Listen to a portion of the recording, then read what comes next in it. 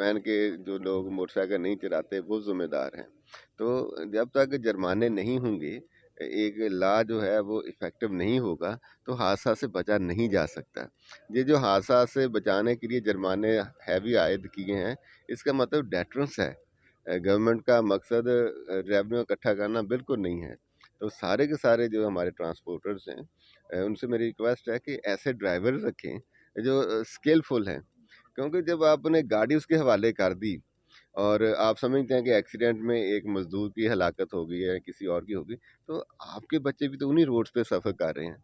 अगर आप unskilled driver तैनात करेंगे, वो किसी और को हलाक करेगा।